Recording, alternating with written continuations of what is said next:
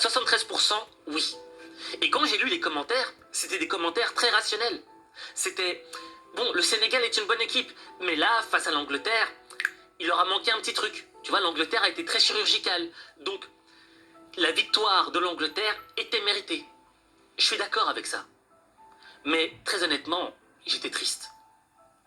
Je sais pas pourquoi, mais à la fin, j'ai eu envie de pleurer, de verser une larme. Parce que ça m'a fait mal de voir mon Sénégal éliminé.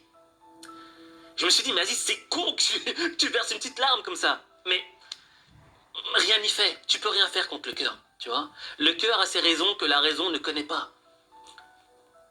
Mais après cette émotion de tristesse, le matin, je me réveille et je commence à lire des articles sur la défaite du Sénégal. Et là, ça commence à me... Tu vois, à me titiller, quoi. Je lis un premier article, un deuxième, et un troisième. Pourquoi? Parce qu'ils ont parlé d'une manière du Sénégal. Je me suis dit, oh, ah, tu crois que tu parles d'une équipe de Ligue 2 ou quoi? Je vais te lire les articles un par un, ceux que j'ai lus un par un et qui m'ont mis dans une rage totale. Et le dernier, mais si j'avais un lance-pierre, hein, je l'aurais jeté contre le journaliste. Écoute bien. Angleterre-Sénégal. Les Anglais veulent inspirer la peur avant d'affronter les Bleus. Ok, d'accord. Genre, ils ont trucidé les Sénégalais. Un peu exagéré, mais bon. Passons à la suite. Monstre d'efficacité. L'Angleterre écarte le Sénégal, les réseaux sociaux louent l'efficacité anglaise. Ok, les Anglais ont été efficaces, monstre d'efficacité, d'accord, rien à dire, mais bon, ça me titille un peu, quoi, ça me chatouille. Et là, on commence à entrer dans les trucs qui commencent à me foutre la haine.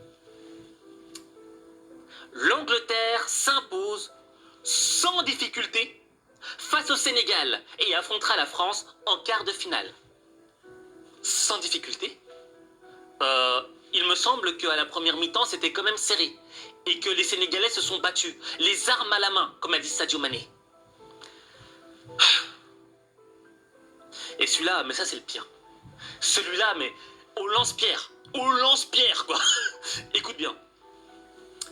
L'Angleterre se débarrasse facilement du Sénégal et retrouvera la France en quart de finale de la Coupe du Monde. Je répète, l'Angleterre se débarrasse facilement du Sénégal. Quand j'ai lu ça, j'ai pété un câble. Mais quoi? Vous avez joué contre qui? Est-ce que l'Angleterre a joué contre des fantômes?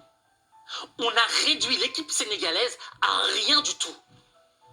Et moi, je refuse qu'on insulte le Sénégal ou qu'on le prenne de haut. C'est la raison pour laquelle on va remettre les pendules à l'heure.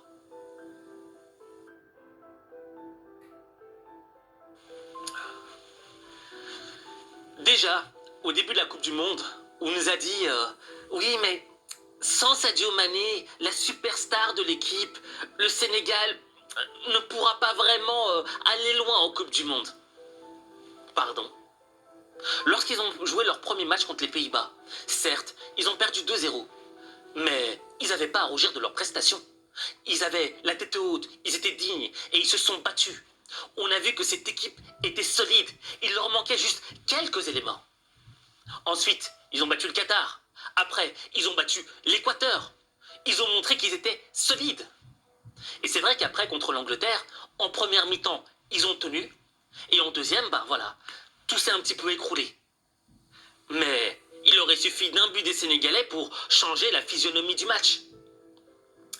Et au fait, c'est ça qui me fout la rage. C'est que les médias, là, ne voient que ce qu'ils veulent voir, ne voient que les choses en surface et pas en profondeur. Moi, quand j'ai vu cette équipe du Sénégal, j'ai vu un diamant. Un diamant avec un potentiel énorme. Un diamant qui, lors des 2, 3, 4 prochaines Coupes du Monde, fera encore mieux. Parce que tu sais, on se souvient tous de l'équipe du Sénégal de 2002 qui avait vraiment réalisé un exploit en Coupe du Monde. Et après, ben, les prestations du Sénégal étaient un petit peu en demi-teinte, quoi. C'était plus aussi flamboyant que cette équipe de 2002. Sauf qu'à la différence cette fois-ci, on sent que cette équipe du Sénégal est extrêmement solide, qu'il y a des cadres, qu'il y a des joueurs qui ont un talent exceptionnel et qui... Il y a tout... Il y a toute une génération de futures pépites sénégalaises. Tu vois ce que je veux dire? On sent que le football sénégalais est monté d'un level. N'est qu'une bataille qui a été perdue. Mais la guerre est encore loin. Il y a encore plein d'autres batailles. Et on sent que dans les futures batailles, le Sénégal fera le poids face aux prochaines nations. Que lorsqu'une grande nation devra faire un match contre le Sénégal, cette nation s'inquiétera. Là, mais au lance-pierre. Au lance-pierre, quoi. Écoute bien. L'Angleterre se débarrasse facilement du Sénégal et retrouvera la France en quart de finale de la Coupe du Monde.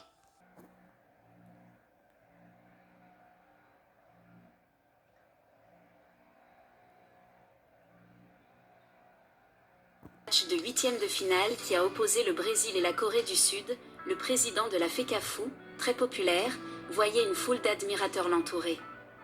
Parmi eux, un homme, caméra et micro en main, avait l'air d'avoir un échange avec l'un des ambassadeurs de la Coupe du Monde Qatar 2022. Et Samuel Eto'o n'a pas apprécié.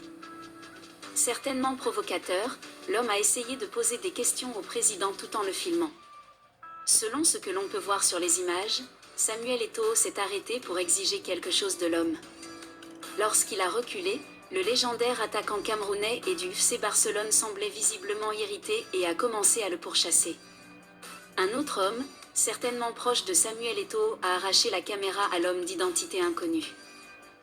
Alors que l'individu essayait de récupérer sa caméra finalement jetée par terre, le président de la FECAFOU lui a asséné un violent coup de pied qui a atteint sa cible, au haut du corps ou peut-être dans la tête. Ce coup a projeté l'individu au sol. La violence de l'agression peut logiquement interroger au vu de ce que représente le personnage Samuel Eto'o. Interrogé sur cet incident, le gars de Newbell va simplement quitter les lieux. Il en est ainsi aussi de son sparring partner qui aurait certainement provoqué de manière non équivoque le pichichi. Mais le président, mieux que tous les autres, devrait pouvoir garder son sang-froid en toutes circonstances. À plusieurs reprises n'y ont rien changé. Après son élimination prématurée de la Coupe du Monde, le Cameroun reçoit de la FIFA une somme de 6 milliards de francs CFA. Chaque pays qualifié pour la Coupe du Monde touche 1,4 million d'euros de frais de participation. Les équipes éliminées au premier tour touchent 8,5 millions d'euros chacune.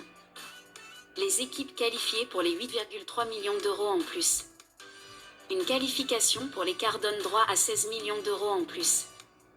Et le champion du monde empoche presque 40 millions d'euros. Au Cameroun environ 10 millions d'euros. Le Sénégal, qui joue les huitièmes de finale, est déjà assuré de rentrer avec au moins 13,7 millions d'euros. Empoche presque 40 millions d'euros. Cette Coupe du Monde aura donc rapporté au Cameroun environ 10 millions d'euros. Le Sénégal, qui joue les huitièmes de finale, est déjà assuré de rentrer avec au moins 13,7 millions d'euros. Loin d'être seulement une histoire d'émotion, mais surtout de beaucoup d'argent. Merci d'avoir regardé la vidéo jusqu'à la fin, et dites-nous en commentaire ce que vous pensez de cet acte de violence posé par le président de la Fédération camerounaise de football au Qatar. Les amis, partagez la vidéo.